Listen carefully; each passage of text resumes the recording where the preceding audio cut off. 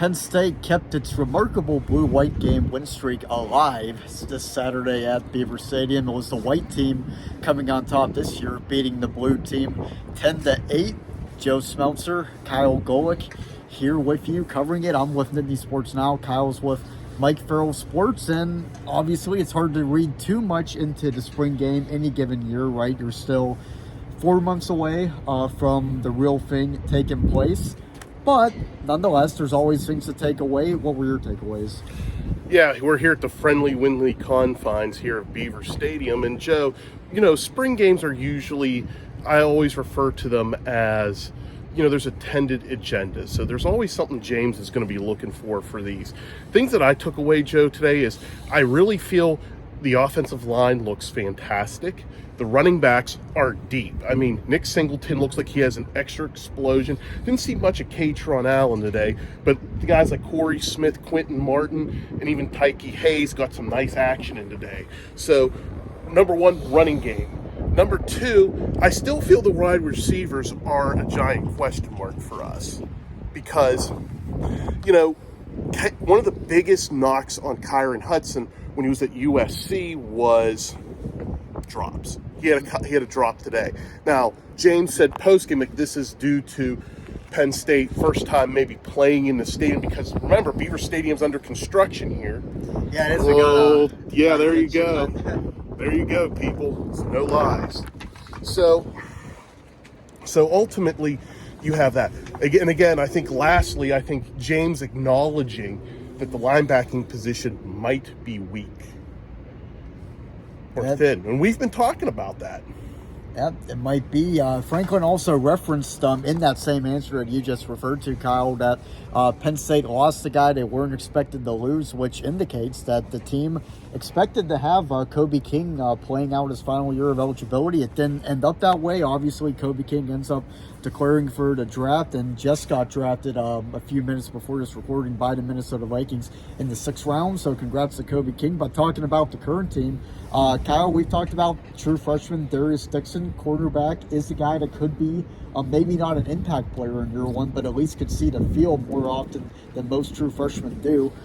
He looked pretty good out there today. 3 pass breakups, I think, and then maybe the most impressive play of the game was when he knocked Josiah Brown's helmet off. Yeah. Just popped him, knocked it right off, clean hit. He looked good though. He looks like he's going to be an instant impact for Penn State, Joe. I was extremely impressed with him. I don't know how many freshmen are going to see the field this year. I think LeVar too is going to have a good chance. I mean, he had a nice pass breakup on Nick Singleton in the second quarter there, on a nice third down where Penn State was driving.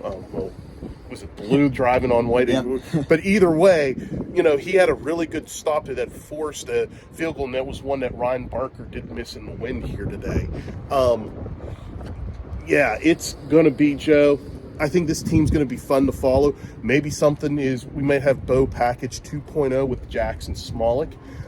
May call it the Jax Pack or something. But it looked like in the first quarter, Penn State was doing like a glorified 7-on-7 drill, but he looked extremely fluid whenever he was trying to run a quarterback scramble. So, Joe, I think Penn State's there. They got some stuff to work on. James acknowledged it post game. One of the stuff I will say you can look out for me this week between Nittany Sports Now and Mike Farrell Sports. Check out my blue-white reaction on Mike Farrell Sports or Nittany Sports Now. You'll probably be seeing some stuff about Drew Allar. You're gonna some stuff with Trevor Pena coming in. Mm-hmm. What's sort of that reaction? And furthermore, Joe, what do you got boiling? Yeah, well, first off, I want to clarify, Kyle is credentialed for Mike Farrell Sports, but just a few days before this recording, he officially joined our team at Nittany Sports Now, and we're excited to have him. But as far as our coverage on Nittany Sports Now goes, we're definitely writing about the linebackers. What James Franklin said is something that you're going to want to read into. They are looking for linebackers, and it'll be interesting to see how that turns out, since now they don't got to worry about receivers anymore. The thing we're thinking about now is not who Penn State's going to bring in, it's who's coming out, because you would think that somebody is coming out with Trevor Pena's addition. But I'll have content out. Kyle just gave his content. Our Austin Bechtold was also here from Nittany Sports Now. He'll have content. We'll be writing today, writing throughout the rest of the weekend about Blue White 2025 over on Nittany Sports Now, Mike Farrell Sports, YouTube, Twitter, Facebook, etc. We'll have you covered. Joe and Fat Man is finally united like Chuck and Larry. So for, I guess, Nittany Sports Now, Mike Farrell Sports and all, we're signing off here from Beaver Stadium. All right.